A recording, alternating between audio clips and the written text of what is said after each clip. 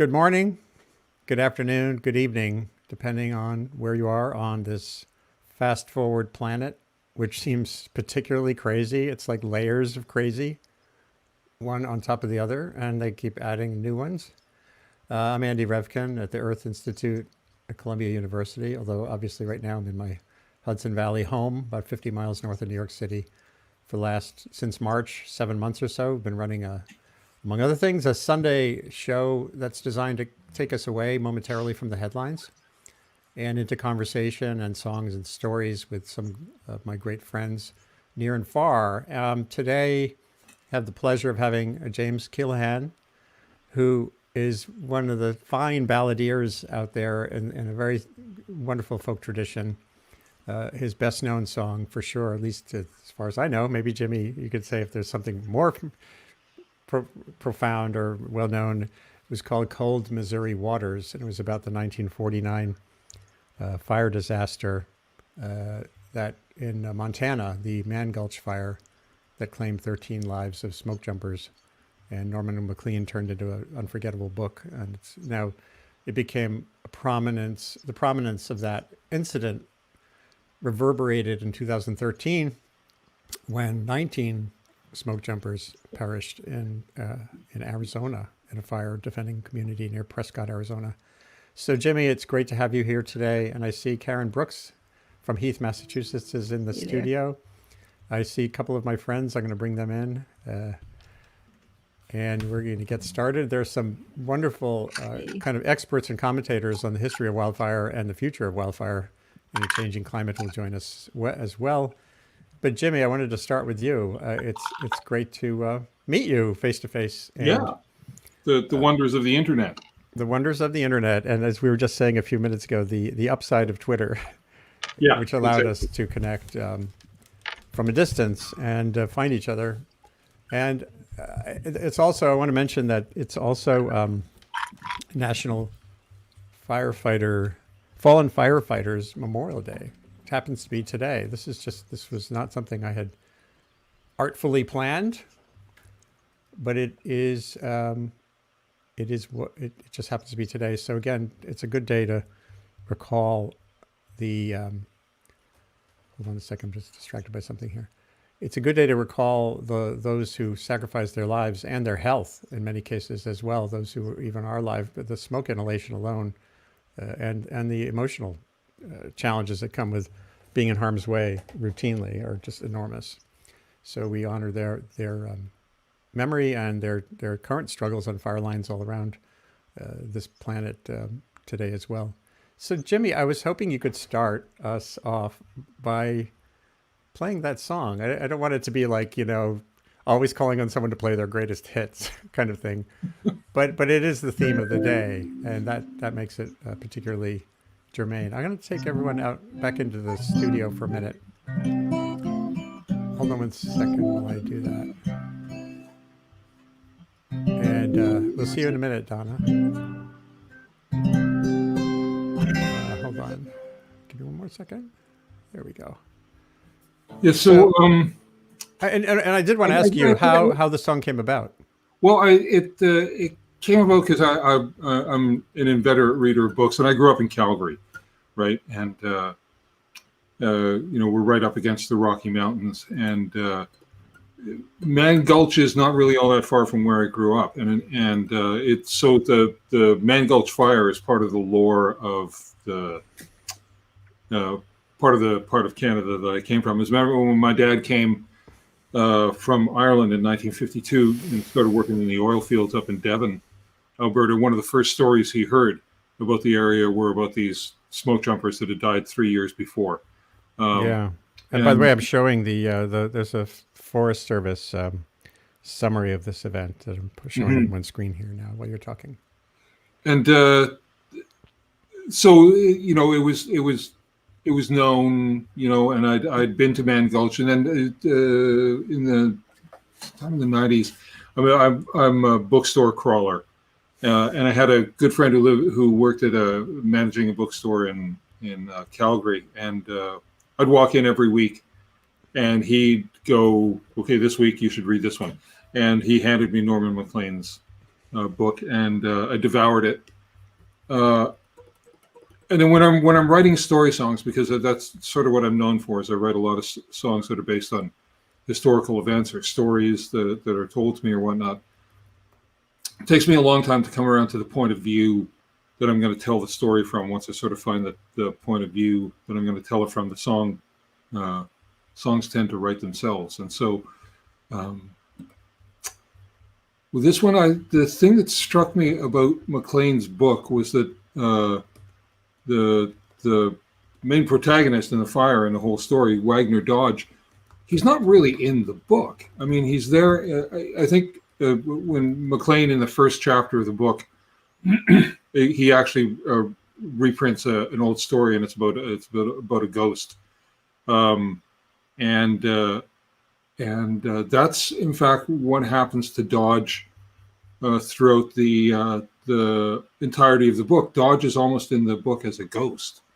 There's not even a picture of him amongst the gallery of pictures and stuff. There's not even a picture of Dodge, and so I kind of felt like I wanted to give Dodge a voice that wasn't necessarily in the book, and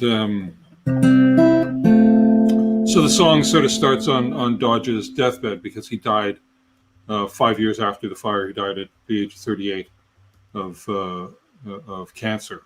Died in Missoula, Montana. And so I started the song from his deathbed, almost as like a deathbed confession. And I'll play the tune. But just in something else you were saying, although this is, I guess, maybe one of the best known of my songs. There's a lot of other sort of songs about historical events and things that continue to circulate and do weird and wonderful things for me. The song I wrote about the Japanese internment up here in Canada during the Second World War is part of the permanent exhibit at the Museum of Human Rights. And so the songs tend to, if they're good story songs, they tend to sort of go out and have lives of their own. Well, if we have a little time later, we'd love to hear that one too. Sure. But this is Cold Missouri Waters. Great.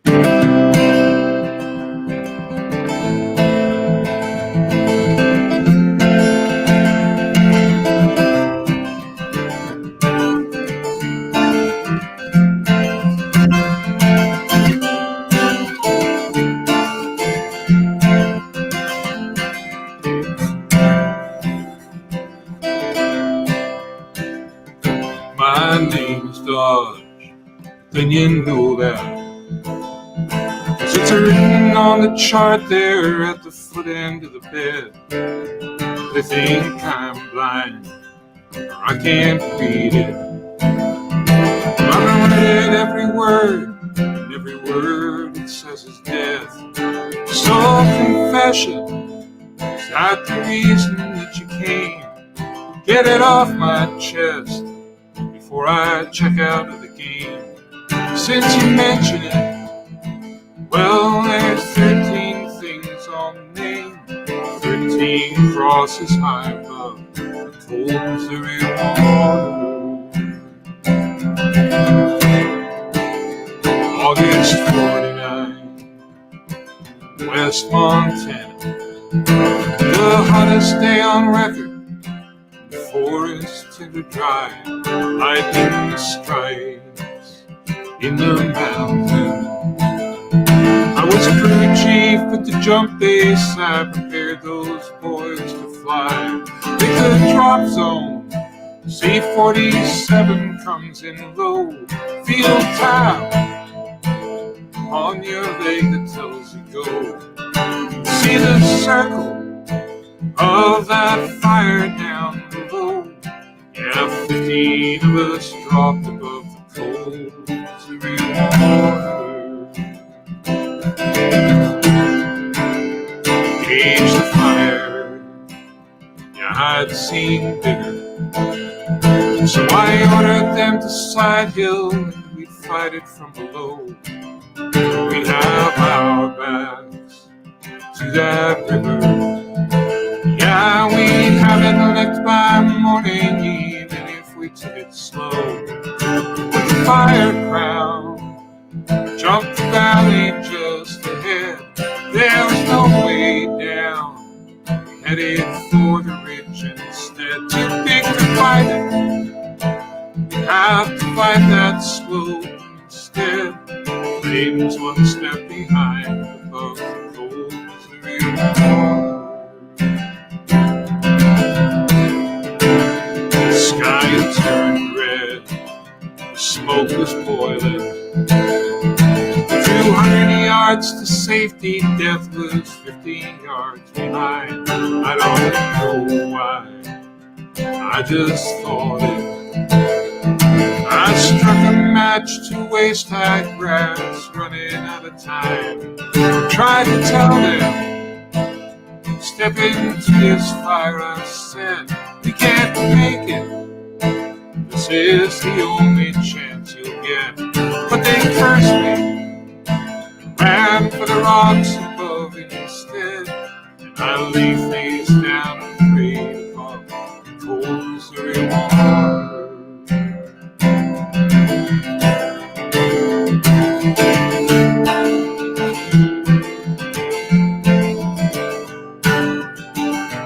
And I rose like the phoenix. And the world reduced to ashes, there were none but to survive. I stayed that night. One day after, carried bodies to the river, wondering how I'd stayed alive. 13 stations of the cross to mark their fall. Had my say, I'll confess to nothing more. And I'll join them now, those that left me long before. 13 crosses high above the cold Missouri water. 13 crosses high above the cold Missouri shore.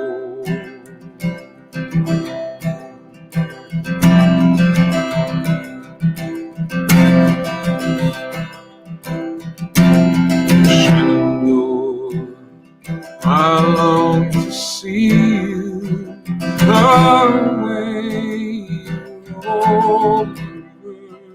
Oh, Shenandoah, I long to see you the way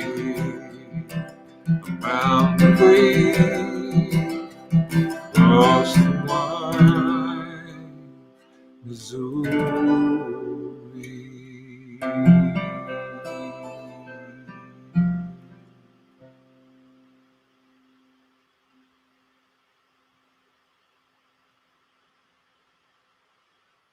A splendid tune, and it says so much about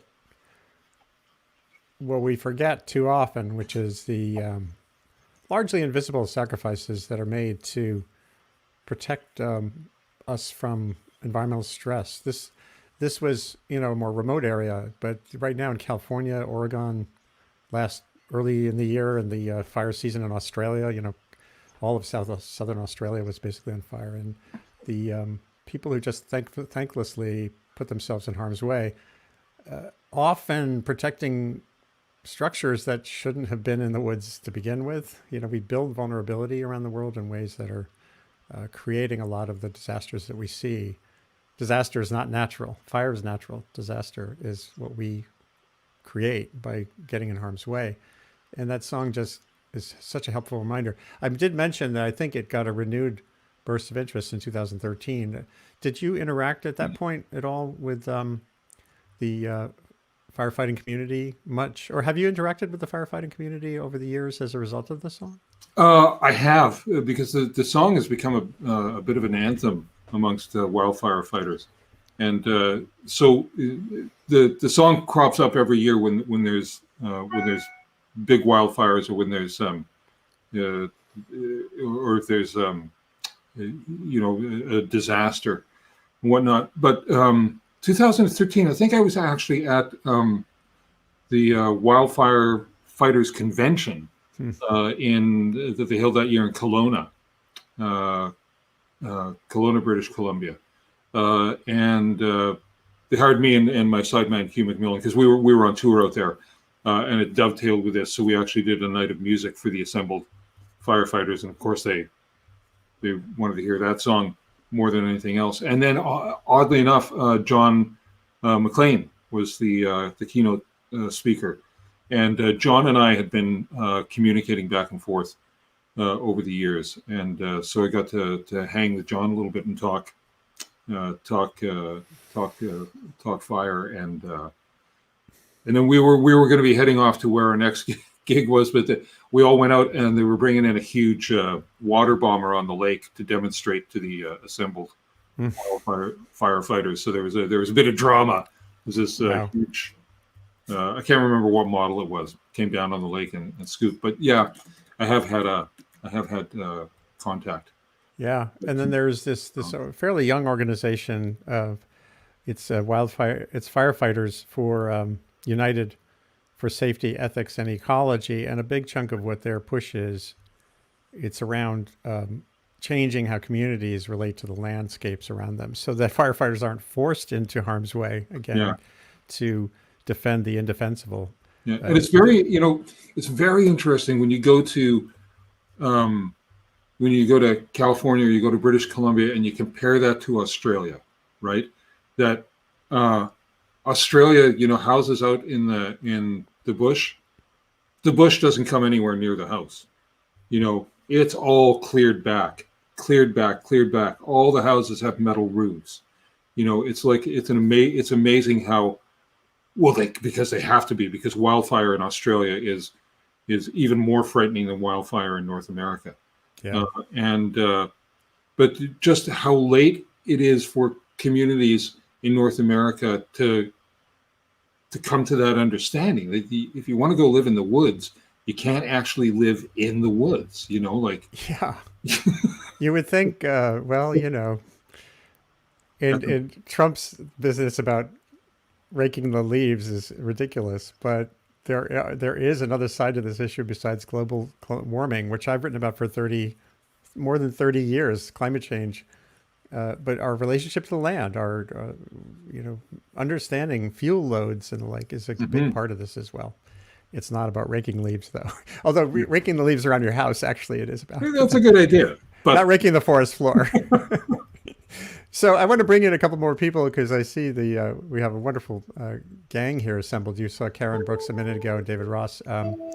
Rick Polari has a song he wants to offer in a minute, but I want to bring in Michael Kodas just to sustain a little bit of the conversation around forest fire, man's relationship to fire, human's relationship to fire. Michael has written a book. He's a journalist and educator in the Boulder area. Yeah. And has written a book, which I'll show in a second, called Megafire. And Michael, had you? I have read parts of your book. I haven't read the whole thing. My life is overload mode. Yeah, but, you can. But the Mann Gulch Fire was such an emblematic tragedy, and relates in other ways to what we're seeing now. But what's your take on man's relationship with fire right now? Pretty screwed up. Oh yeah, and I think that's a good way to define it. It's our relationship with fire. And a lot of what we're seeing now are reflections of decisions that we've made over the past century or more. Certainly, climate is a big part of it, but as you point out, it's not the only part. I kind of think in terms of these umbrella topics, and I in my book I kind of divided into four of them. And there's climate.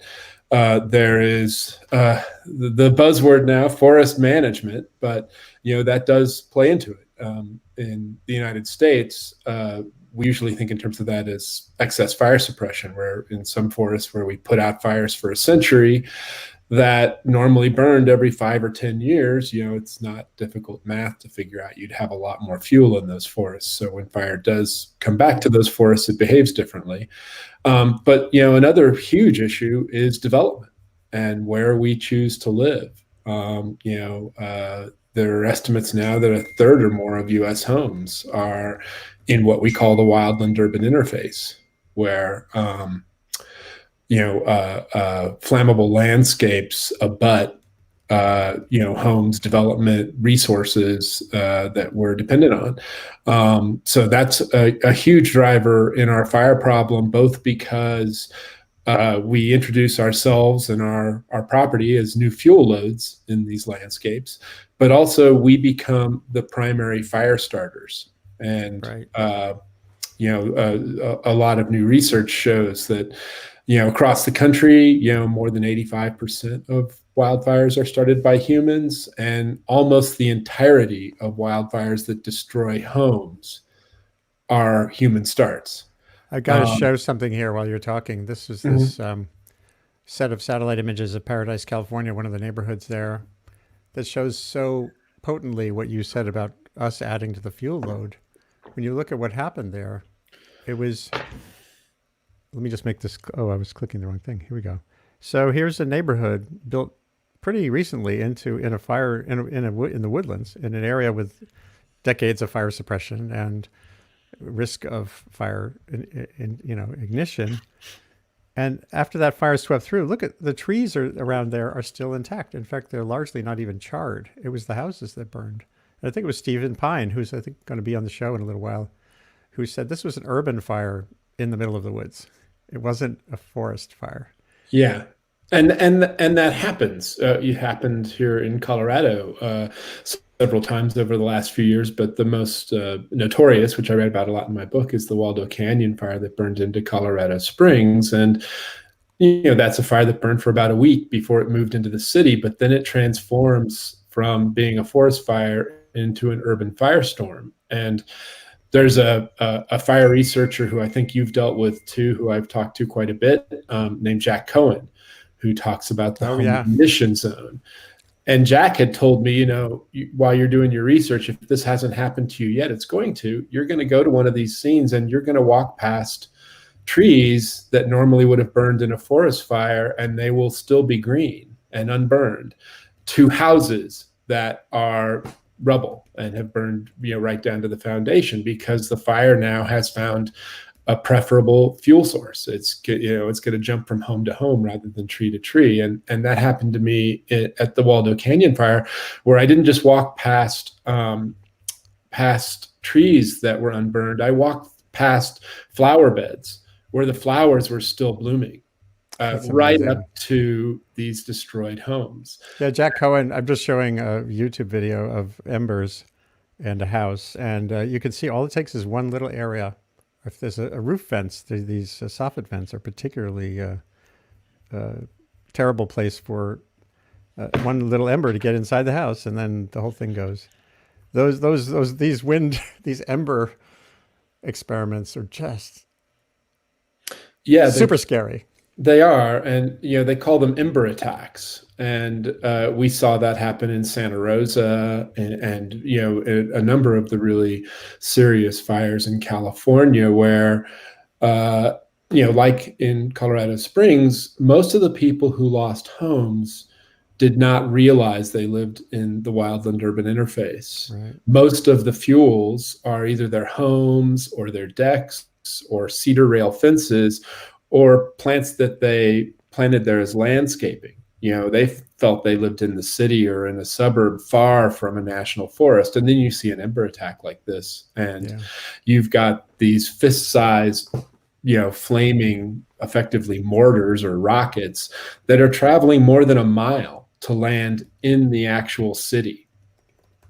And that, how do you defend against that? No, I know, and we're gonna move back to the music in a second, because I did want to make some of the conversation here today about these issues and how to reduce risk as we face these fire seasons. But I also wanted to get some of this in, so I'm glad you're speaking. I'm going to show one more scene. The other thing that drives me crazy, especially in the West, is what you call. Oh shoot! Here comes an ad. No ads. Hold on 1 second. I'm going to show something. And then we'll go to some more music from Rick Polari and from Karen Brooks. Yeah, so here's this is a palm tree. From what I understand, there's no native palm trees in California, at least the ones that you see frequently. planted. There's Canary Island date palms. This is a different one, and they're bombs. They're like fireworks. They're so laden with fuel that they do this. This is obviously ignited by wires, but not by in the middle of a neighborhood in Santa Barbara. But it just shows you again, we're building vulnerability. We're planting vulnerability. And I talked to a wildland firefighter in California who was so pissed. He said, we helped defend a neighborhood. I think it was in Topanga Canyon or somewhere. This is years ago in California, where he said the houses burned down. They rebuilt the houses and they replanted all this crap. Mm-hmm. So there's a lot of work to be done here, it sounds like. And James, maybe another song will come from all of that.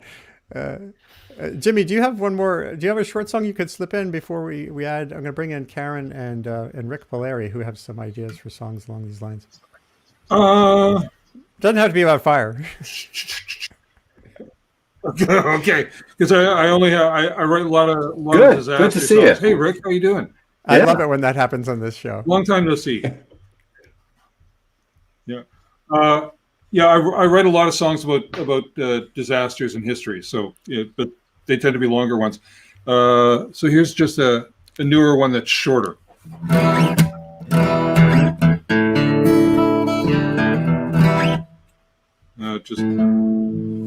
We'll be recording a new CD in November. So.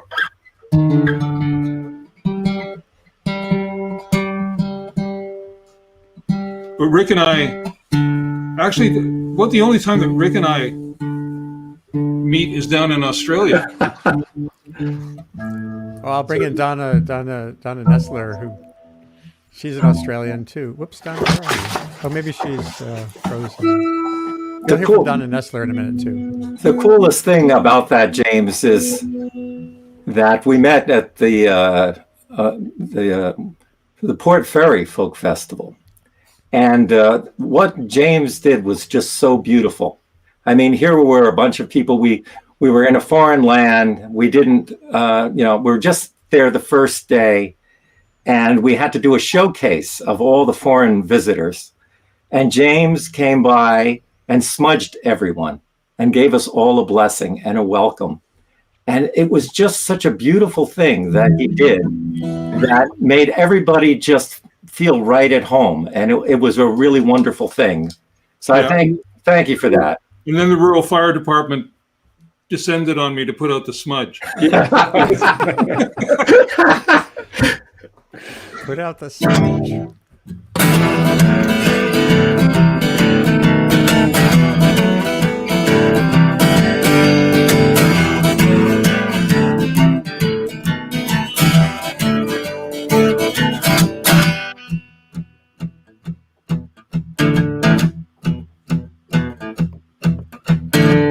I know sometimes you're feeling tired. Many days you feel all alone. But on the streets there are people marching. Pick yourself up now and come along. Walk on, better days are coming. Walk on, you don't have to walk alone. Walk on for the things you believe in. Keep on walking till we all get home.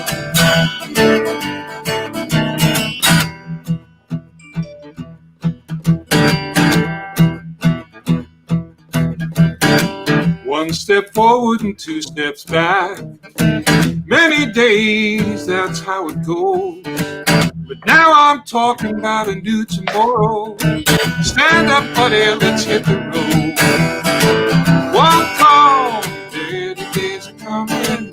Walk on, you don't have to walk alone.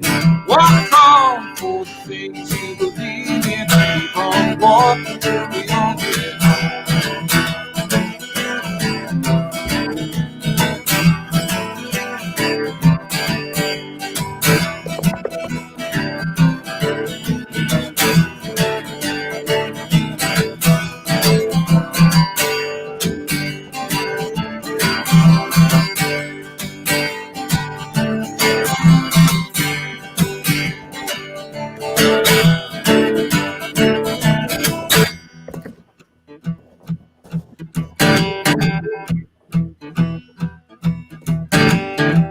rise, but you feel held down. You wanna move, but you're stuck in place. I know it's dark and it's getting darker. Stand up, sister, pick up the pace. Walk on, better days are coming. Walk on, you don't have to walk alone.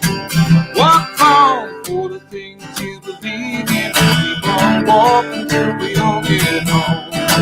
Walk on, better days are coming. Walk on, you don't have to walk alone. Walk on for the things you believe in. Keep on walking till we all get home. Keep on walking till we all get home. Keep on walking till we all get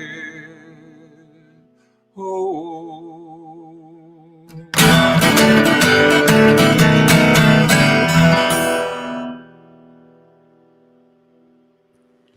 Beautiful song. Very Wow. nice. Thank you. Wow. Great song.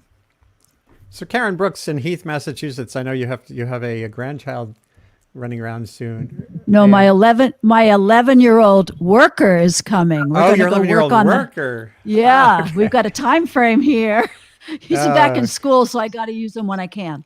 So, do you have a song in mind here this morning? I And do, but I'd like to. I think I want to just, having had the experience of a total house fire, just briefly say something that I didn't know, which might be helpful to other people. But we had a lot of young people living here, and I had a spontaneous combustion of a trash bag that had been sitting inside for 36 hours, closed up. Wow. And my kids were 12 years to 20 years old, 4 kids, and they all relocated that day, never to live with me again. Huge, huge thing. But it was a tinderbox, polyurethane wood ceilings, candles from the candle store that went out of business nearby, all these things which you don't think about. And the thing that I was told that's the number one cause of house fires, totally different than tree fires, is that people wipe out their pans with olive oil with a paper towel, put it in the trash, and those Oh. spontaneously combust. And who would know? And moldy food in the trash bag. So we'll never know who started the fire, how it was started, because it was a week's worth of trash that kids didn't want to take outside. So Wow. that's just, I feel like that's important information for people to know. Yeah. Because It's, if I'd lived in a neighborhood, all the other houses around would have burned. And locally, the firefighters are called cellar savers because we're so rural. And it was just a series of mishaps, untrained people that just can't keep up with something that extreme. So anyway, a big change in everybody's life and my family. Wow. And I you hear that, picture. Say again? I'm just telling my 14-year-old and saying, "Are you hearing this?" Clean it up. Take the trash out to the garage. Don't leave it in the house where it can get warm and spontaneously combust after 36 hours. Let air into that trash bag. Don't close it up. So Okay. it's pretty important. It's important stuff. I have a song, but I feel like I took up a lot of time, and you guys have a lot of people on. So I have a quick song that is an autumn song, and it's not my fire song, but I could do That's that, or I fine. could just, should I do that? Do the quick. Should I do it? part. Yeah, it is Yeah. autumn, and the leaves are falling here fast. It is, and this is the only time of year I can sing this song, so I do like to sing this one. Let me put the capo on here. Hopefully it's in tune.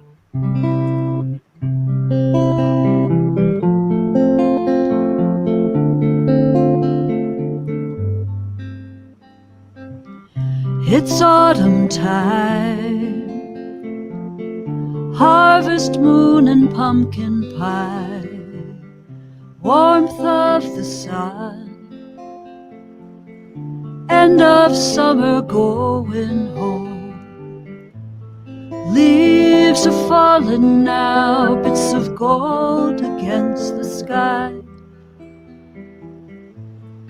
Winter's coming, better gather up your soul and come inside. It's harvest time, picking apples, making wine, still makes me cry to see such beauty going by. Leaves are falling now, bits of gold against the sky.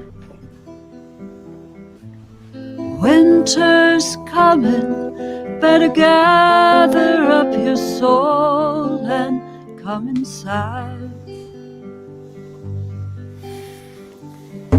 October born, picking apple, yellow corn, bluer sky. Still I love you, I know why. Leaves are falling now, bits of gold against the sky. Winter's coming, better gather up your soul and come inside. Come inside.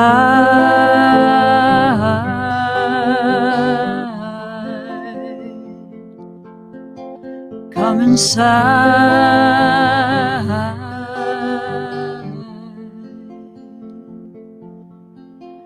Come inside.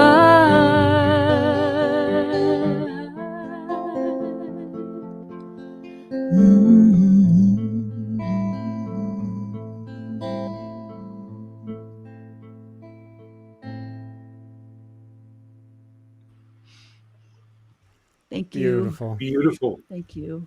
Absolutely I beautiful. am gonna sign off because I want to be ready with my shoes on. When this boy comes, we're gonna go put some plywood on.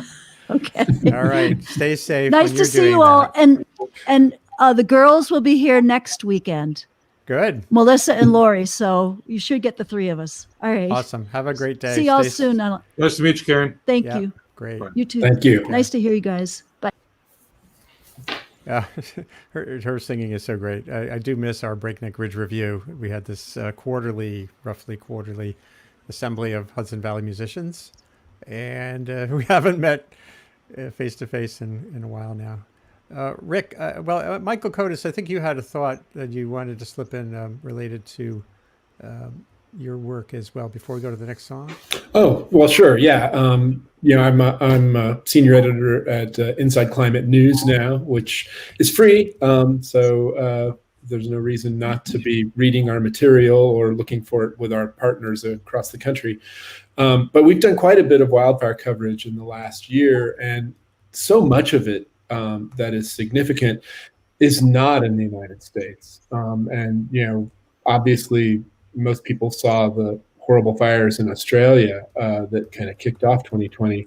But a place that has had really serious wildfires with significant climate impacts that people haven't paid attention to is the Arctic, where Right. Siberia had incredible wildfires this year, the largest in record, in areas that often are too frozen to burn or under ice. And that broke the Arctic fire record and emissions record that was just set last year in other parts of the Arctic. So we're really seeing changes in our fire regimes around the world. U.S. audiences tend to really focus on California and the West when we really see the dramatic fires like we're seeing right now. But I think it's important to recognize that this is part of a global trend and that many other countries are having to deal with this. Yeah, and as Stephen Pyne has put it from Arizona State University, a great historian of fire, whose first book, I believe, was on the Australian history of fire, the early 90s.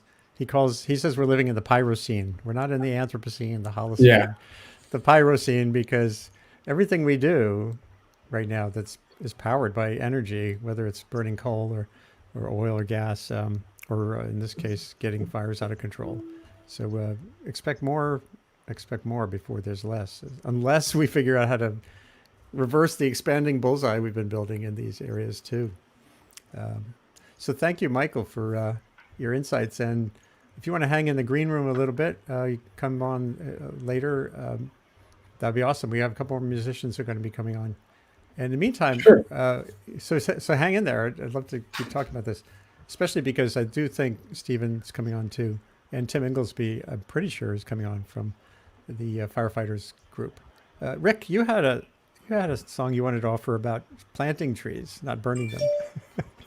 Yes, yes. I thought that, this is a song.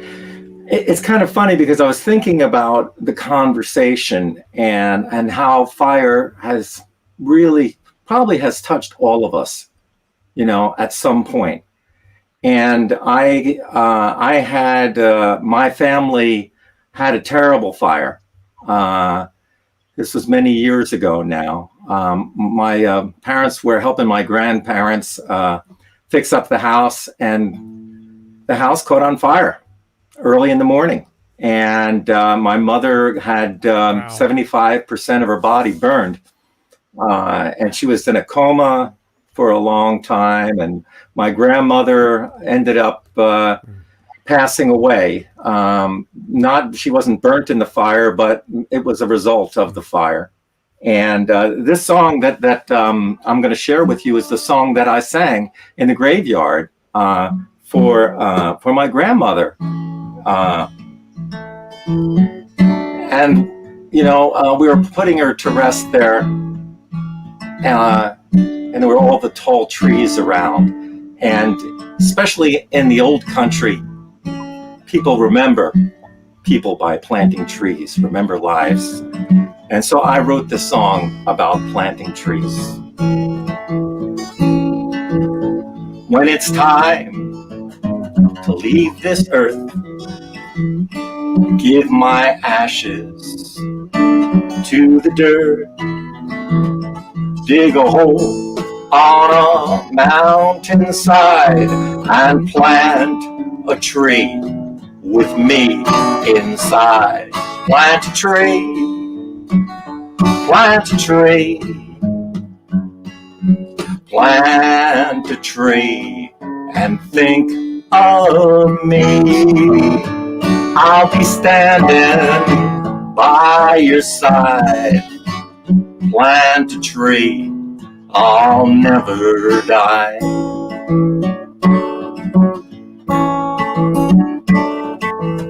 Shower me with sun and rain till my roots start to grow again.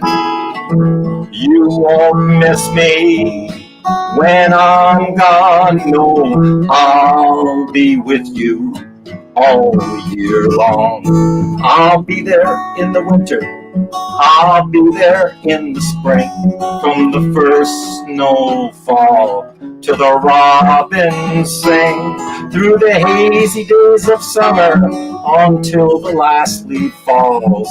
I'll keep on growing true and tall. Plant a tree, plant a tree,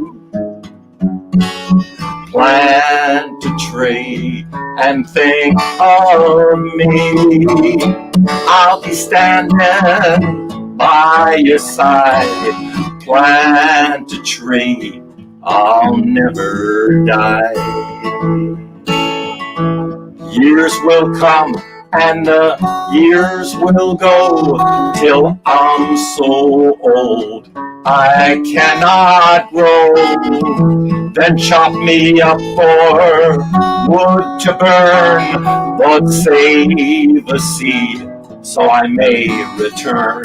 Plant a tree, plant a tree, plant a tree, and think of me. I'll be standing by your side. Plant a tree, I'll never die. The song ended there, but then after September 11th, I had to write a new verse. One of my dear friends that Andy, that you know, Bruce Taylor, lost his son in 9/11. And I wanted to honor his memory in this song. As we walk through nature's chain, there's many things we can't explain. So if I die before my time, remember me for all humankind. Plant a tree, plant a tree, and think of me. I'll be standing by your side, and we'll keep reaching for the sky. Beautiful. Beautiful. And I like that last verse. Can you hear me okay? Yeah. My microphone came undone and I just had to kind of quickly scramble to put it back in. Oh, man. It's good to see you, Rick. And it's nice for you to share that tune. There's a couple more people I want to bring in. I think, Donna, it looks like you're all set on your boat down there. How are you doing? Okay, I just was lonely and I needed company on the boat, so I invited you all. And I do see David Ross in the green room. We're going to bring him in a bit too. Donna, it's always great when you're able to get down to the boat for obvious reasons, for 1,000 reasons. But we were talking about Australia before too, and I know you and Rick had spent time down there as well. So it sounds like Jimmy, Rick, and you all have that bipolar, hemispheric kind of rambling to your lives. Yeah, we went in January. We played at a festival in Bulli called the Illawarra Folk Festival, and we played there 7 years earlier. And Rick had played there 6 years before that. But anyway, I digress. When we got there, landing in Sydney, it was like very strange because of all the smoke. And we were fortunate that where we were, the fires are north of us and south of us, and we were in the clear. But then we went up to Queensland, and our friend Sally, you met Sally at David's party. Remember Sally from Australia a few years ago? Yeah, yeah. Her husband's a firefighter in a city, I want to say Surfer City or Paradise City in Queensland, just over the New South Wales border. And when we got there, he had been deployed out into the bushfires for weeks. And he didn't talk about it much, mostly because he didn't want to worry. You know, he said, well, yeah, I had my pack so I could sleep. I lay down. But they don't want to talk about it that much because it will worry the people left home. Right. Yeah, a lot of that. Everybody. A lot of that work is like that, and then there's this thing of if you're doing that enough and you're sort of traumatized, whether you call it post-traumatic. It's a little different than post-traumatic stress syndrome when it's constant. It's not like a sudden shock, but there are all these impacts that can build over time. Yeah. So what's the song you had in mind from the boat? Has nothing to do with fire, unless you count. Hawaii has a lot of volcanoes, and there are fires caused by that. We need the whole hemisphere, the whole sphere of song is needed these days. As I said before, we're in a multidimensional landscape of crazy. Well, I was at a friend's celebration of life last night, and I brought up Paniolo songs, and they went, "What?" I said, "Well, yeah, it's Hawaiian Cowboys," and they went, "Hawaiian Cowboys?" I said, "Well, yeah." And here's a Hawaiian cowboy song, Ulu Palakua.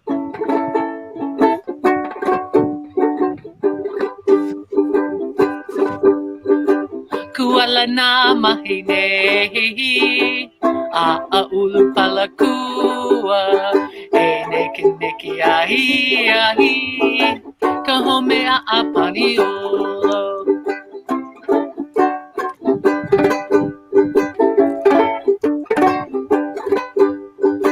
Kuala na mahine, a ulu palakua, e neki neki ahi ahi, ka home a paniolo.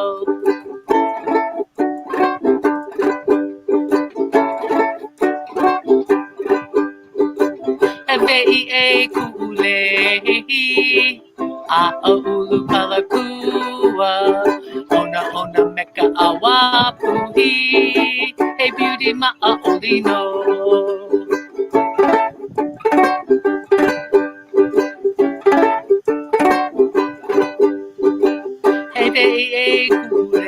he a ulu palakua ona ona meka awapu he hey beauty ma only know.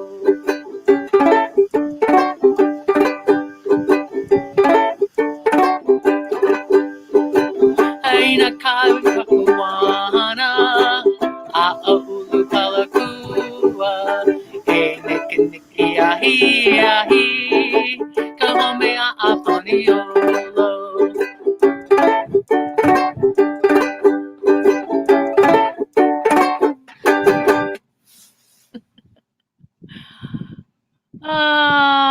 I just tweeted, you know you need this right now amid all the craziness we're in.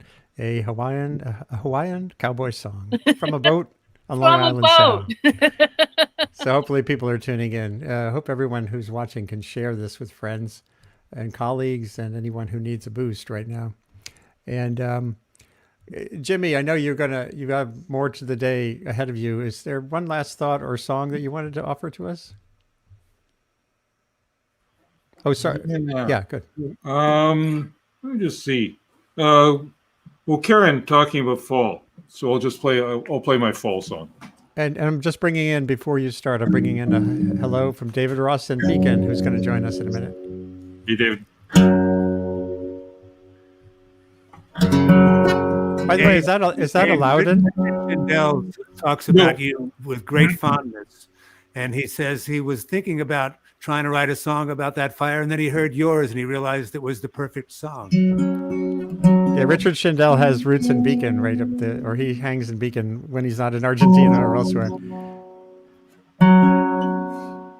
So yeah, but Richard's beaten me to some other songs. It all evens out with songwriters, right? Yep.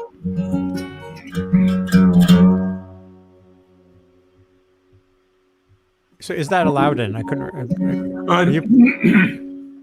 Sorry, no, it's Laskin. William. Oh yeah, sure. Oh yeah, great. It's one of the only Laskins in existence that doesn't have a ton of fancy mother of pearl filigree, and it's well beat up. Yeah, beautiful. Yeah, as any good guitar should be.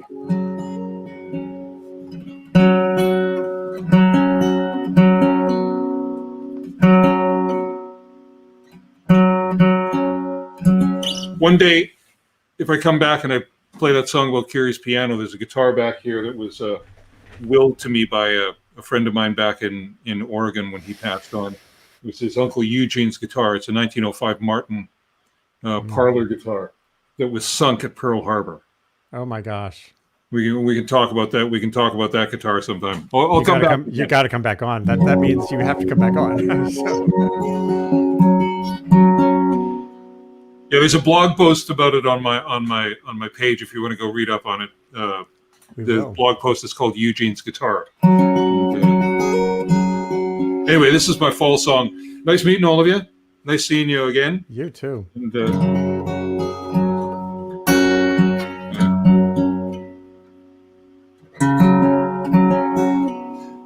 the guitar always does it. If I'm doing something that has to do with Americans, the guitar always does this. Because you guys don't tune metric. That's so funny.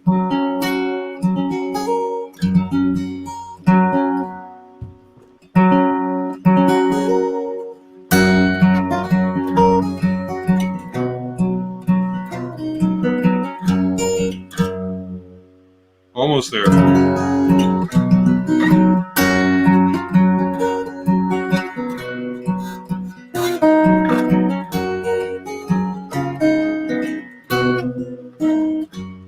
I can make out the bell of the hunter Orion. He's climbing the heavens, he's sweeping the skies. I can tell by the stars in his glittering belt that it's time to start searching the how and the why. So many stars come and go, some have names and some you know, some will remind me of you. So many don't fit and some belong. Some will remind me of you.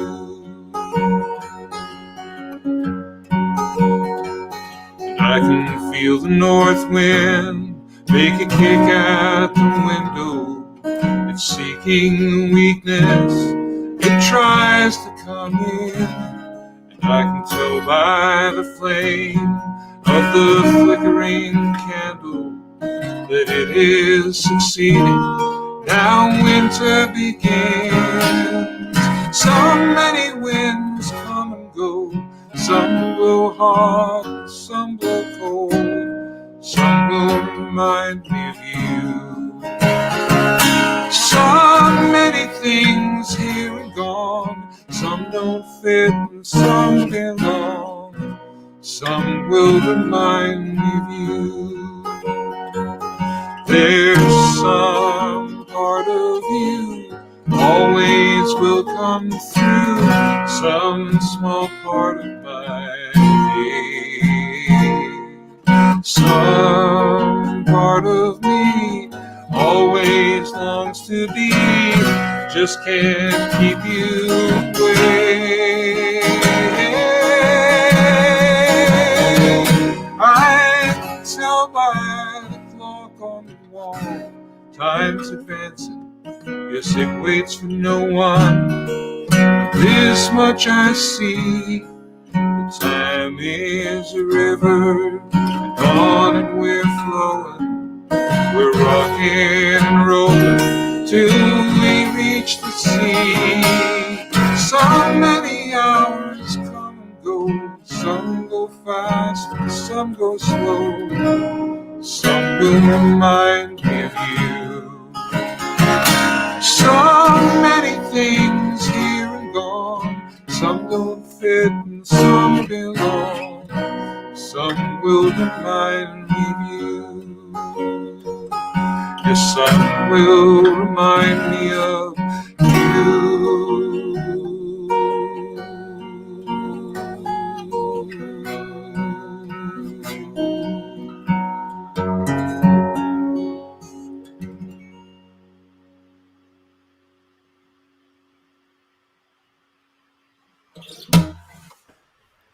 A beautiful closer. Thank you Thank again for joining us today. I see Stephen Pyne, the great fire historian and wildland firefighter, has joined us. I'd love, before you leave, Jimmy, for him to be able to say hi. So I'm going to add him to the stream here. Stephen Pyne. Nice to meet you, Stephen. Good morning, out Hey, west. good morning. Thanks for the invitation and great singing. Thanks for your work.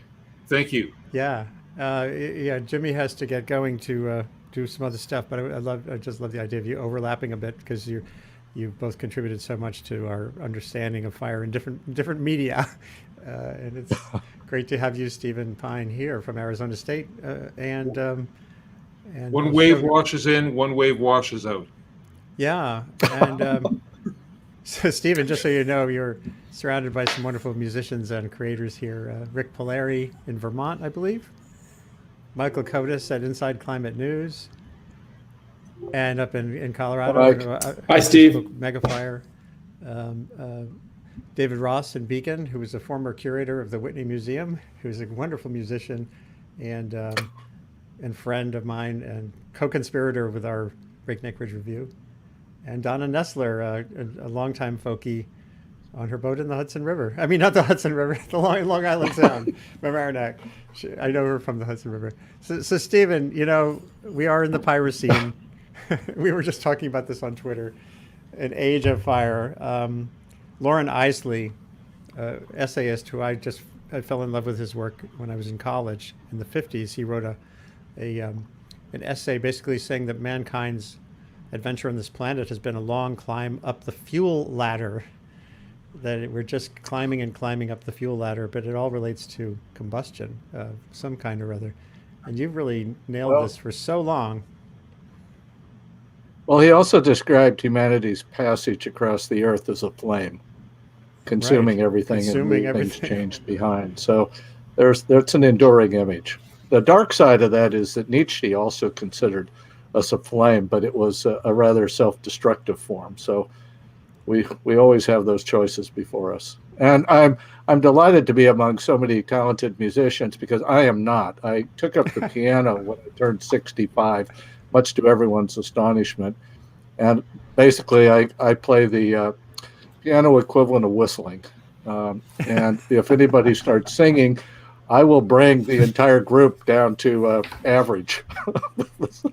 But I'm thrilled to be here. Thank you. Could you? But I remember in some emails we had the last few days, you were recalling your wildland fire fighting work, and that songs, music played a role there. Could you just talk a little bit about that? Well, we had a job which everyone on the crew, the North Rim Longshots, loathed.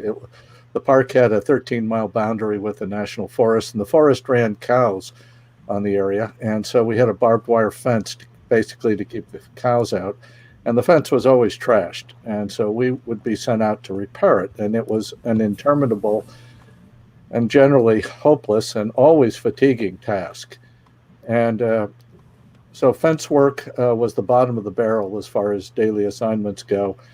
And we even had a condition, a pathology known as fence face. You could always tell who had been working on the fence by their appearance at the end of the day. So partly to keep us sane, somebody started singing songs. And then we began adjusting the songs to describe the work. So Chris Christopherson was a big hit at the time. We're talking the early 70s. So a lot of Christopherson songs were adapted, and we had a whole repertoire of fence songs that we would more or less sing or caterwaul as we were splicing wire and attaching wooden stays to keep the fence stable. Now, are these so a number of songs these also did pertain to fire. I'm sorry. Go ahead. Are they songs that allude to fences, or just songs that you were part of the canon when you were thinking about doing that work? Like sitting on a fence kind of songs? It was spontaneously, it spontaneously bubbled up. One guy, Dave Stiegelmeyer, sort of was muttering, and then he came up, he changed a couple of lines in a Christopherson song and sang it.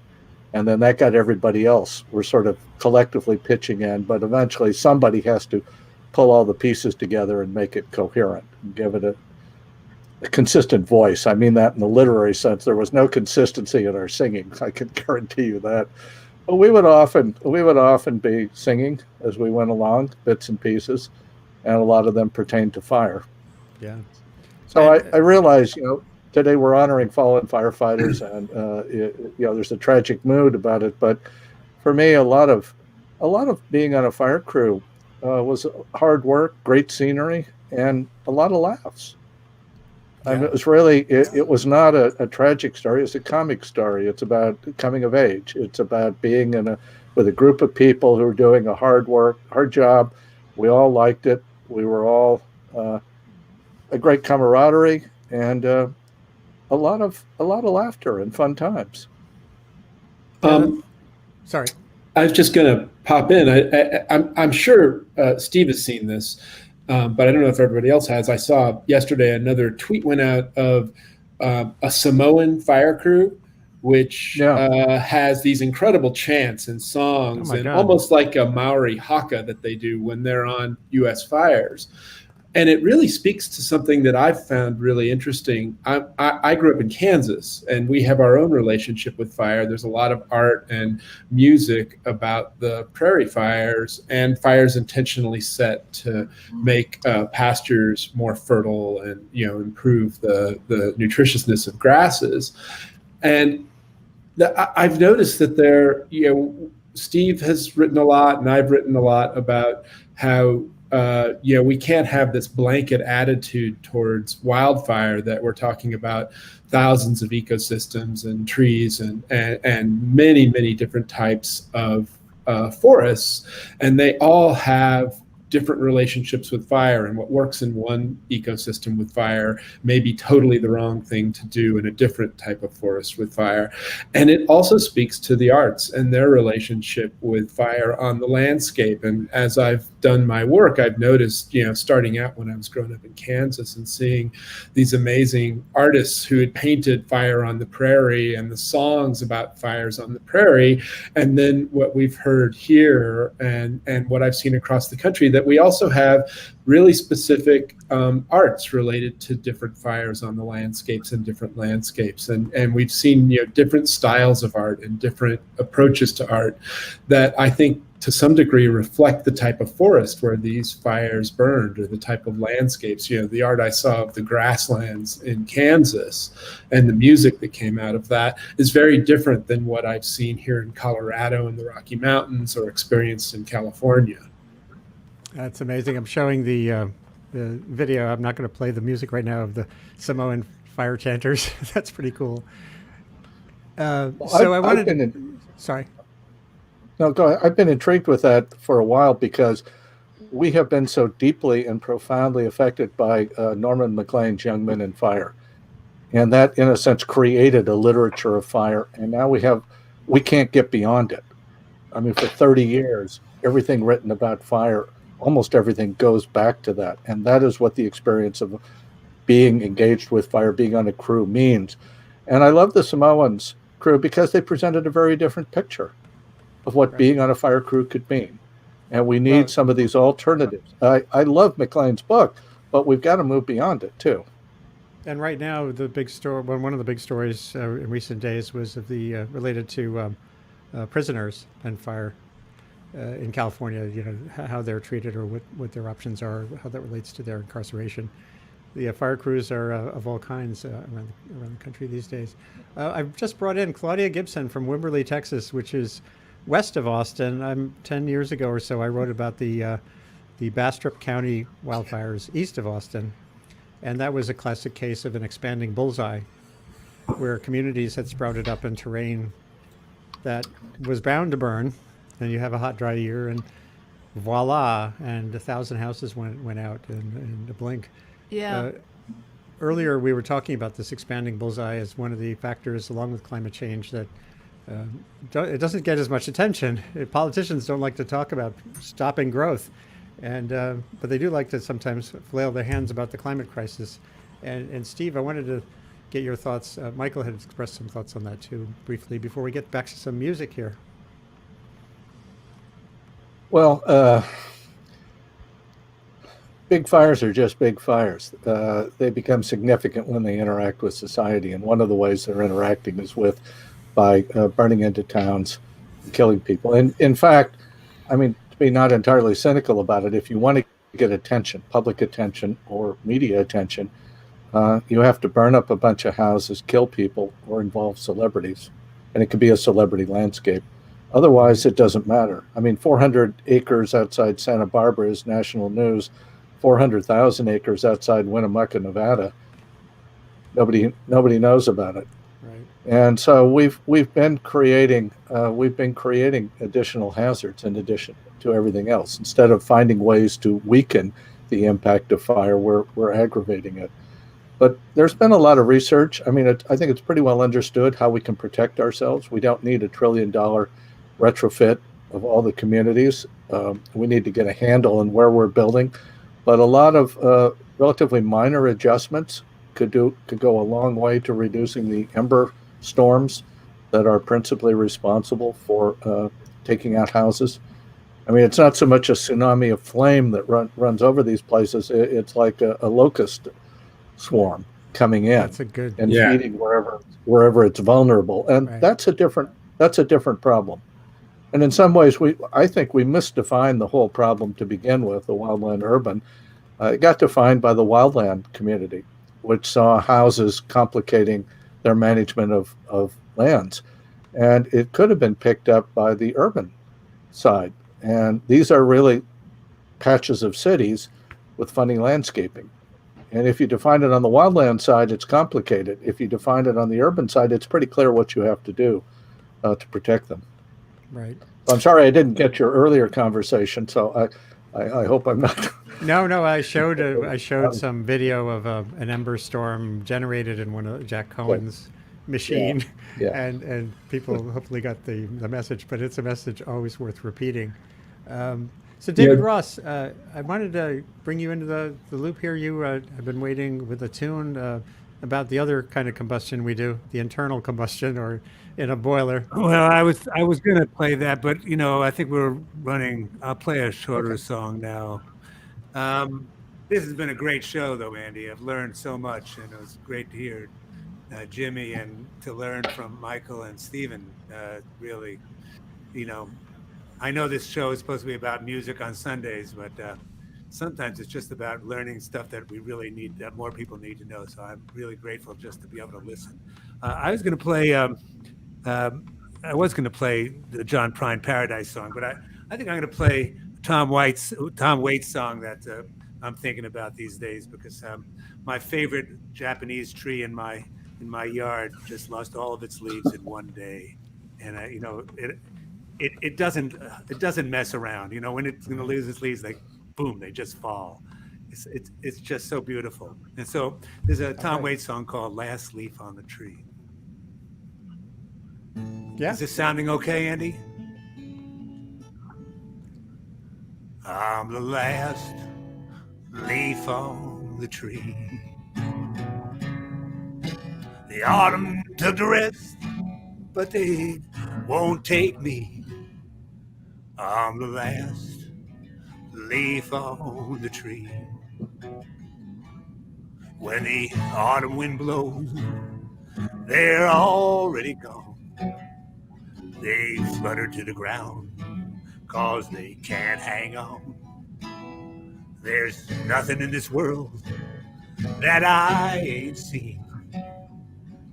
I greet all the new ones that are coming in green, 'cause I'm the last leaf on the tree. Autumn took the rest, but they won't take me. I'm the last leaf on the tree.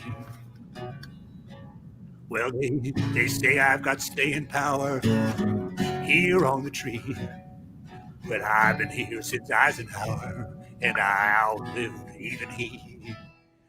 I fight off the snow, I fight off the hail. Nothing makes me go, I'm like some vestigial tail, 'cause I'm the last leaf on the tree.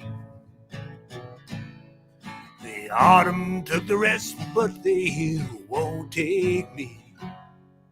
I'm the last leaf on the tree.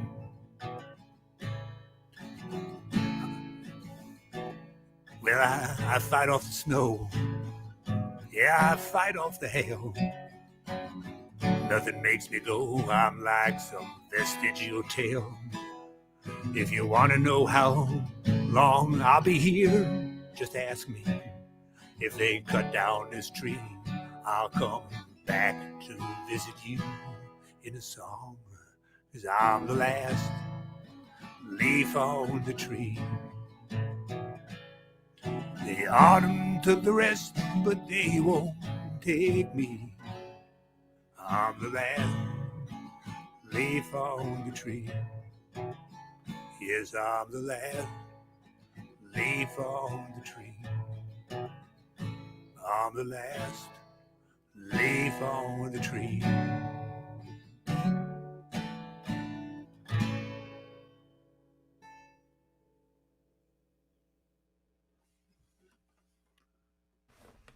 That's our old friend Tom Waits. If there's time later, we'll do a John Prine song that everyone can sing along with. Yeah, maybe we can do Chocolate Jesus. I'd much rather listen to Claudia. There's so many great John Prine tunes. Claudia, how are you doing? I'm unmuting. Yeah. I'm doing well. And I'm going to show a picture from Bastrop. I wrote about it a couple of times. Yeah. And just to give a little context to what you're showing, the Bastrop fires, there's Bastrop State Forest, which is an area called Lost Pines, east of Austin, which was always just a beautiful, absolutely, beautiful natural area, but also situated right smack in the middle of a town out there that had been there for a while, but which, due to economic pressures of costs of living in Austin, mostly for families, it had pushed a lot of families to be living out there. And so just like you said, when that fire came in, I sent you, I was looking at some of the figures, and they said 325 million of insured property damage, over 1,600 homes, almost 35,000 acres. The biggest problem was because of these, the state forests there surrounded the highway, kind of went through it, and the highway had been getting bigger over the years, and the fire actually jumped the highway at one point. And that's when things really started just, getting crazy. And these were little towns in there, they were towns like Bastrop and Smithville that I remember. I live in Wimberley, and our football team was playing Smithville, and they couldn't play because players had lost homes, families had lost homes, and we did a little benefit for them. But it's kind of a combination of just so many things, almost like a perfect storm. You have these, beautiful forests, and then you have economic pressures pushing people out into, making commutes that before they never would have made. They would have just lived in these little towns, and you end up with that. That was heading out of Austin. That's how it looked, when looking back, and it was just, and going through afterwards was just sort of astounding. And you just look, and there's these stumps of what used to be these towering pine trees. Yeah, and in west of Austin, your chunk of the woods, I wrote about the flash flood alley, they call it. Well, yeah, and that so it's the same, yeah. and we've built there too, and this is coastal vulnerability, inland flooding, getting out of harm's way, or building smarter, as Stephen Pyne was saying. Oh yeah, is a key to getting. I have some just video that I still kept on my phone that I've downloaded over the years of just the next day of what it looked like, the Blanco River, which it was again like this kind of perfect storm thing of 2 weeks of rain, and then about a cell that just got stalled and dumped about 10 inches of rain, and this water had nowhere to go in this kind of stone ball, and it just came through almost like a tsunami, and just everything came through, and it wiped out trees that had been the pre-Columbian mangrove trees. Yeah. So yeah, it was pretty crazy. So what do you have on your musical mind and heart this morning, Claudia? Well, I think I've played this song before, but now that you know the history behind it, yeah, that was it. I started this song during that season in 2011 of the Bastrop fires, and at the same time, my son Tyler was still at Tulane, and he was there was Hurricane. I think it was Hurricane Ivan. I forget which hurricane it was, but they had to evacuate. And I covered Hurricane Ivan on the ground. Yeah. Oh boy. Mm-hmm. Yeah, well, he was in New Orleans, and of course, New Orleans is, you mentioned hurricanes, and it's just, and then the memories were so fresh because everything was still destroyed looking. So anyway, I started the song then, but I finished it after we had the terrible flooding, and I first started it as kind of a rocker song, which I recorded on my first record, but I've slowed it down, and now it kind of, to me, it's a little bit more poignant because now it's more, even though I was talking about sad things, now we're talking about, have we lost the ability to kind of communicate and, where are things going? Right. So this is End of Days, cheery title.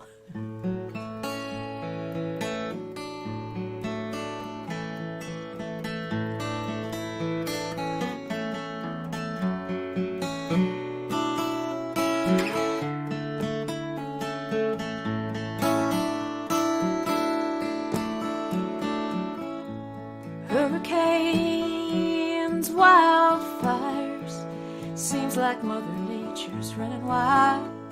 Is this our end of days? Is this our end of days? River floods, house is gone, left in mud just to carry on. Is this our end of days? Is this the end of days? Preacher says, brother, you need religion. Get down on your knees and seek a vision. wind blowing in like it's Judgment Day. Maybe this world is gonna wash away.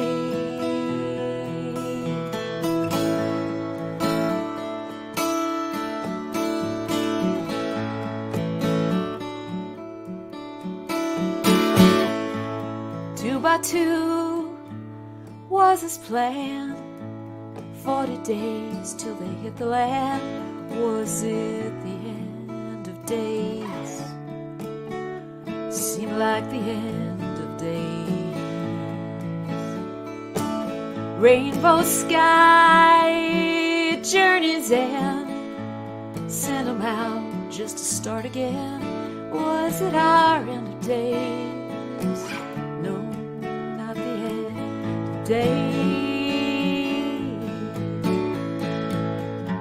Forget waiting, sister, for your deliverance. Just making a move can make a difference. No use worrying about the Judgment Day. All of these fears are gonna wash away.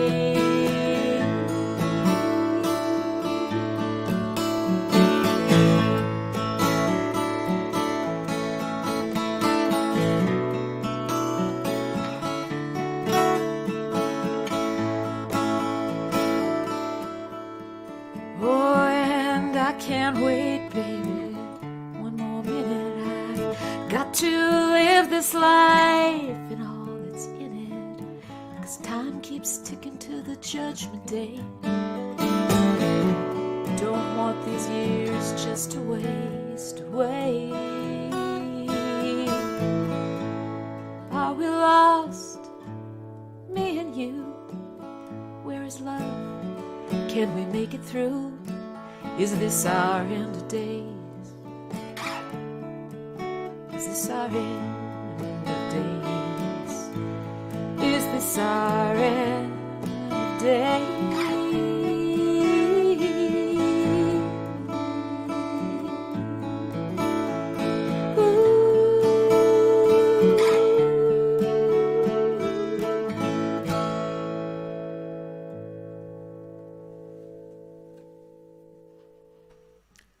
Beautiful. Thanks.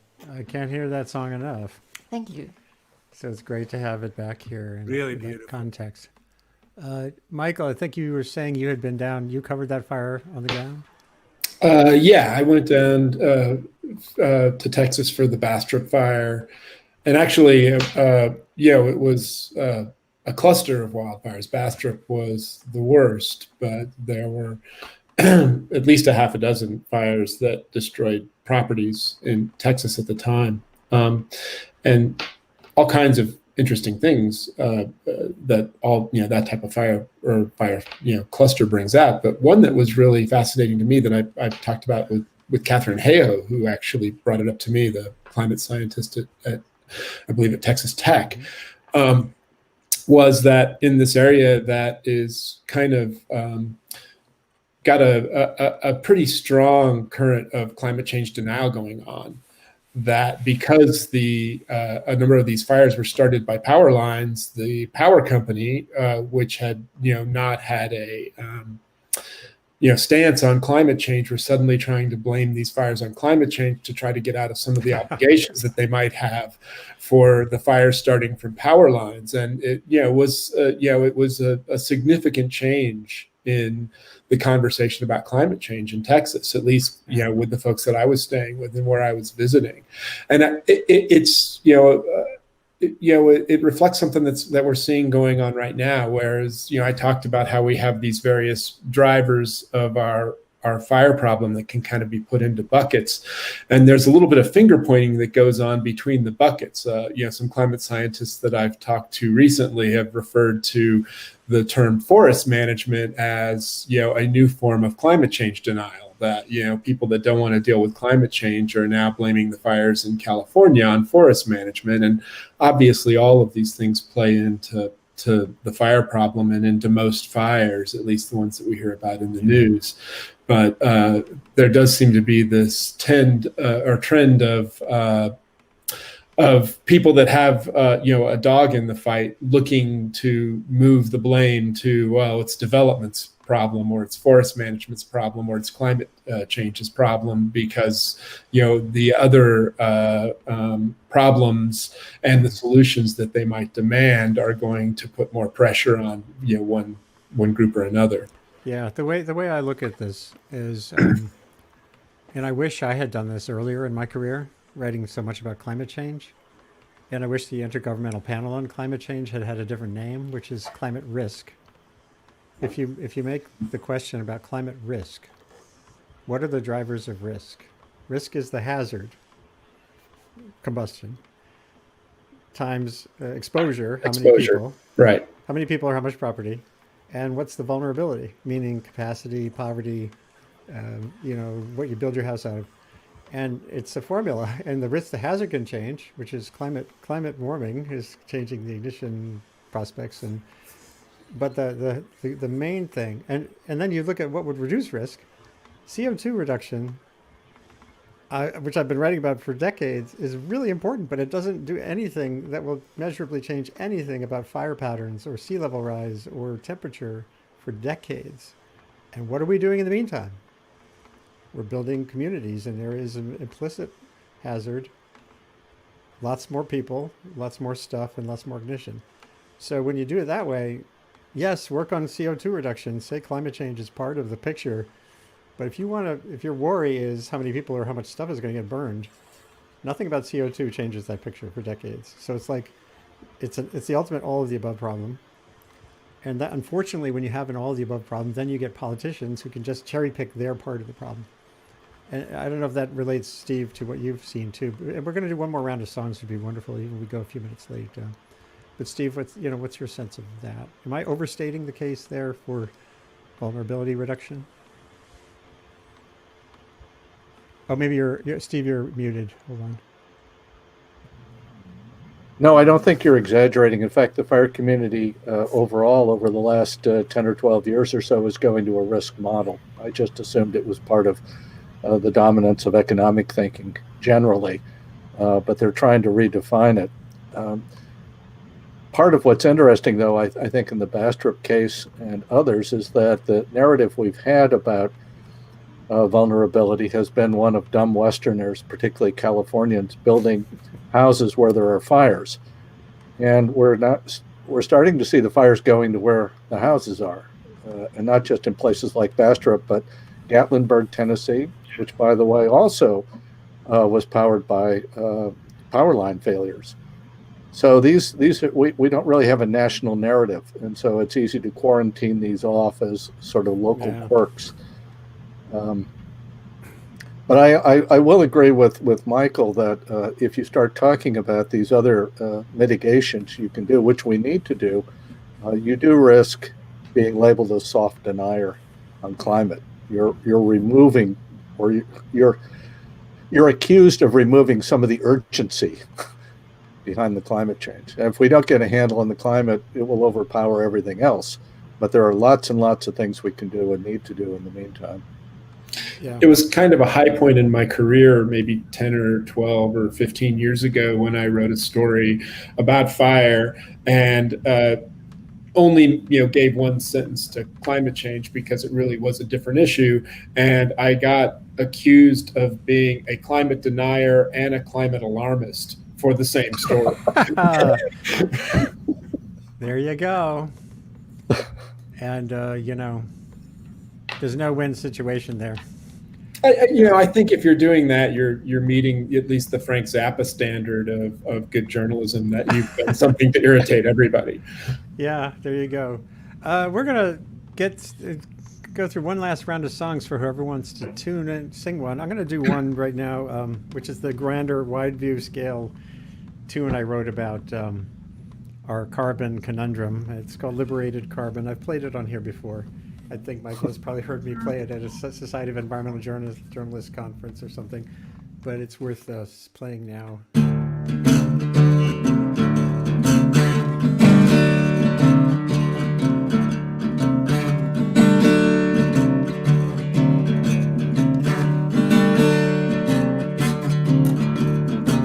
It took 1,000 1,000 generations for our species to rise. But gathering and hunting was no way to get by. We yearned to burn more than dung and sticks. Then someone came along and said, hey, try lighting this. He opened up the ground and showed us coal and oil. Said, come liberate some carbon, it'll make your blood boil. Liberated carbon, it'll spin your wheels. Liberated carbon, it'll nuke your meals. Liberated carbon, it'll turn your night to day. Hey, hey, come on and liberate some carbon, baby, it's the human way.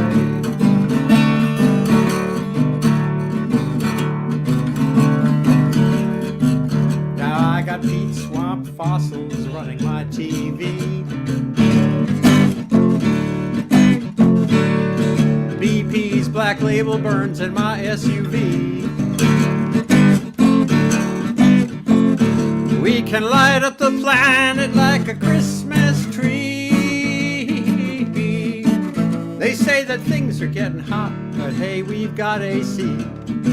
Adaptation. Liberated carbon, it'll spin your wheels. Liberated carbon, it'll nuke your meals. Liberated carbon, it'll turn your night to day. Hey, hey, come on and liberate some carbon, baby, it's the human way. Pump those electrons and that gasoline. No sweat or hurry, just turn on a machine. We send an army to the desert to keep this country free.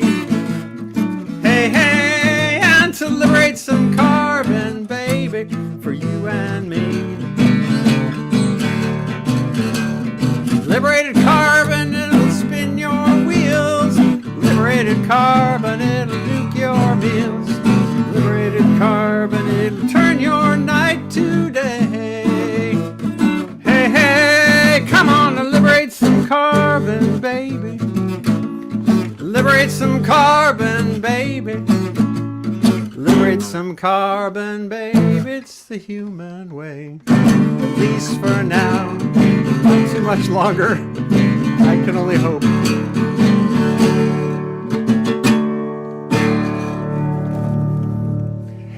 There you go. That was great. That's a great one, Andy. You should play that every week. I'm afraid so. Maybe that'd be the show closer each week. So, use whatever tools you got at hand to kind of convey the story that we need to convey, and to share stories. I do think music is kind of a fun way to connect with people who might be divided in other ways too. I've had many. I have many friends who differ on which path to climate sanity you want to take. Does it include nuclear or not nuclear? Is there any role for natural gas or not? We can have all those arguments, but you can connect over music, and then have the argument, and then have a beer or whiskey. Yeah, I think connecting over whiskey makes the most sense. Yeah, and whether you're out there on the fire lines or wherever you are, music can make a difference. David, you seem I think you're queued up. We'll we haven't done a John Prine song in a couple of weeks, and right. When I was a child, my family would travel out to western Kentucky, where my parents were born. There's a backwards old town that's so often remembered, so many times that my memories are worn. And Daddy, won't you take me down to Muhlenberg County, down by the Green River where paradise lay? Well, I'm sorry, my son, but you're too late in asking. Mr. Peabody's coal train has hauled it away. Well, sometimes we travel right down the Green River to an abandoned old prison down by Adria Hill, where the air smelled like snakes and we shoot with our pistol, but an empty pop bottle is all that we'd kill. And Daddy, won't you take me down to Muhlenberg County, down by the Green River where paradise lay? Well, I'm sorry, my son, but you're too late in asking. Mr. Peabody's coal train has hauled it away. I think we all want to sing along with this chorus at home. That would be great. Then the coal company came with the world's largest shovel. They tortured the timber and they stripped all the land. Well, they dug for their coal till the land was forsaken. Then they wrote it all down as the progress of man. Now everybody sing along at home.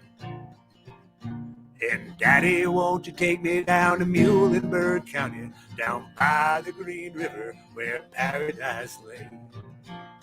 Well, I'm sorry, my son, but you're too late in asking. Mr. Peabody's coal train has hauled it away. Now, next time, I really want everyone to sing along with it, because everyone knows the chorus to this one. When I die, let my ashes float down the Green River. Let my soul roll on up to the Rochester Dam. I'll be halfway to heaven with paradise waiting, just 5 miles away from wherever I am. Here we go. And Daddy, won't you take me back to Muhlenberg County, down by the Green River where paradise lay? Well, I'm sorry, my son, but you're too late in asking. Mr. Peabody's coal train has hauled it away. Mr. Peabody's coal train has hauled it away. Mr. Peabody's coal train has hauled it away.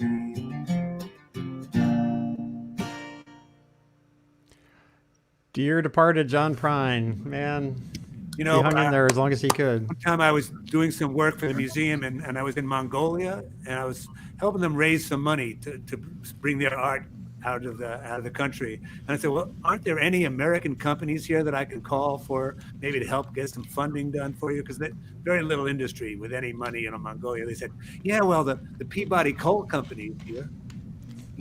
There you go. I don't think I know anyone there. I think they are officially bankrupt right now. I can't remember if they're out of bankruptcy yet. But, just like our president. The circle it's a turning. Claudia, did you have one more song before we go? We're going a little past noon, but I think I'd love to. I do. I have a not very long song that I'll do. It's called The Days. And if maybe the other, I don't know, if someone could mute because I'm hearing like background stuff. Thanks.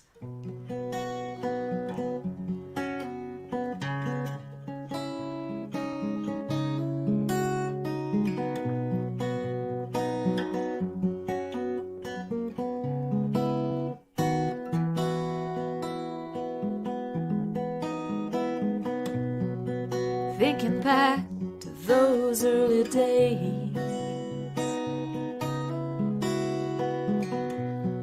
memories as warm as the nights of June and July, the summer haze, county roads and cityscapes.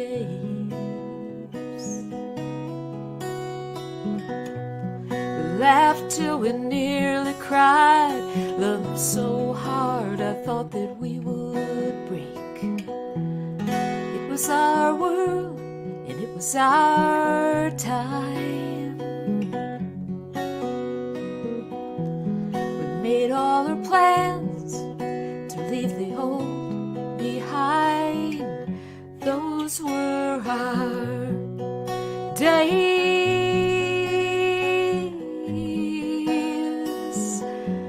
Those were our days.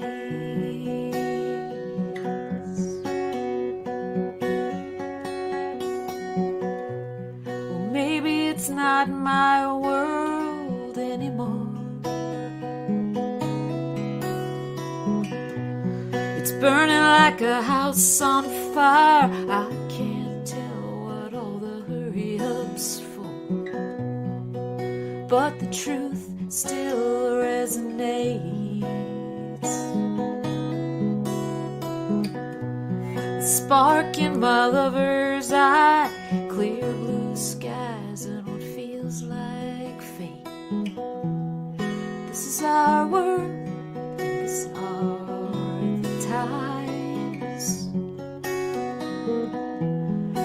taking what's best, I'll leave the rest behind. These are the days.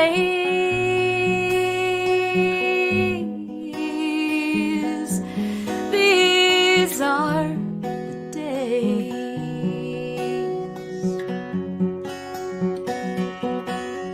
These are the days.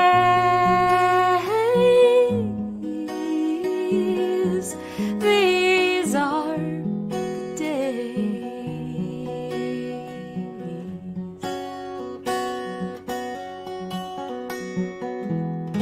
It's a new world, and these are new times. We need some new plans, yours and mine. These are the days. Ooh, these are the days.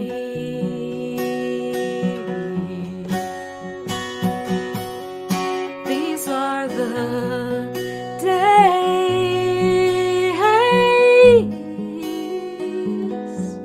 These are the days.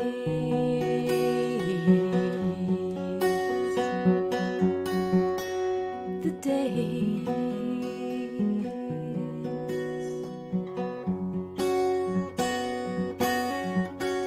The days.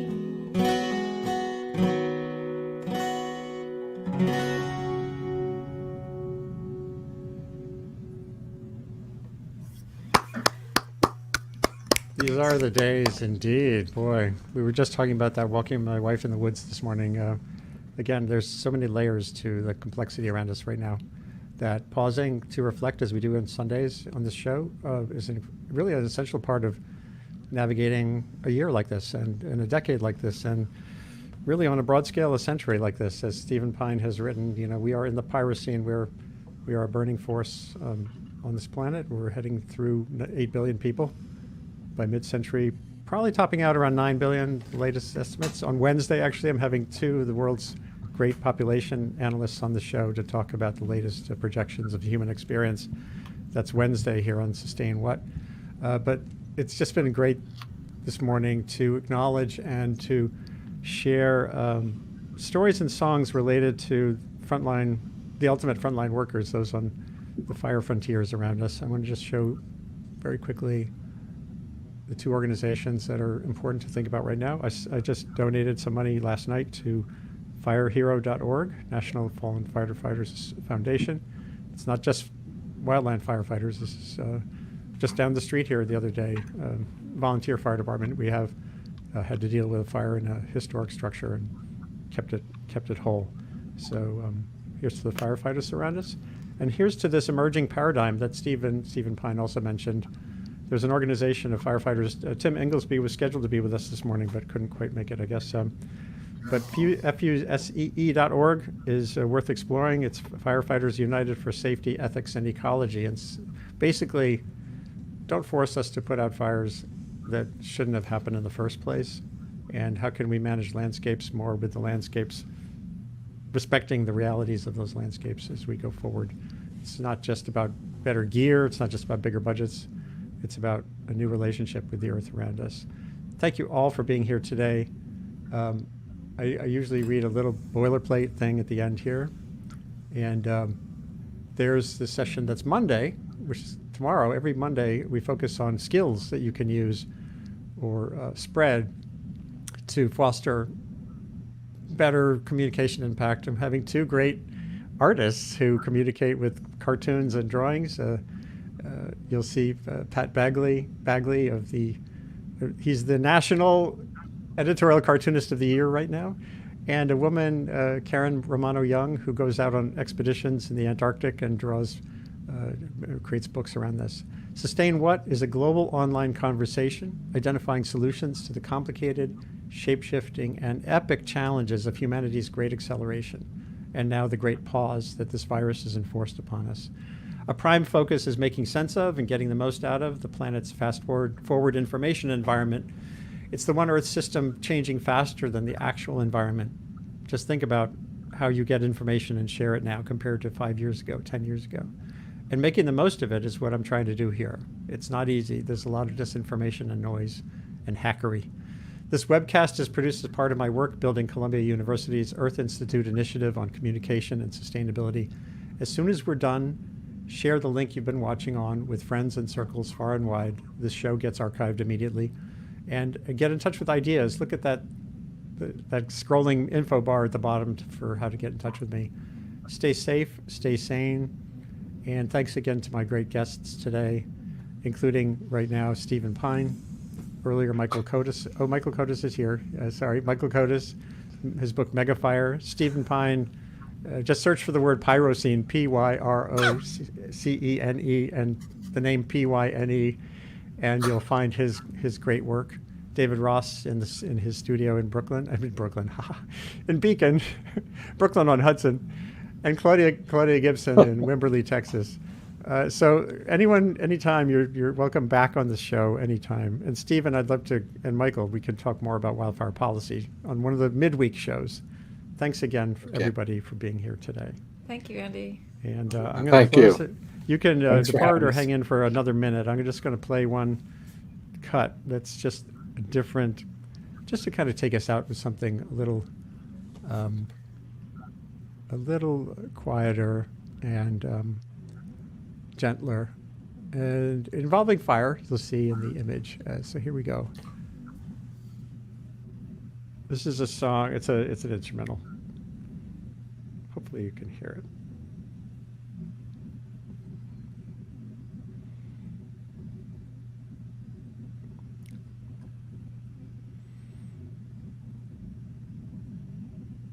Can't hear it, Andy. You can't hear it. Oh, I didn't click the little button. God, someday I'll get good at this. Yeah.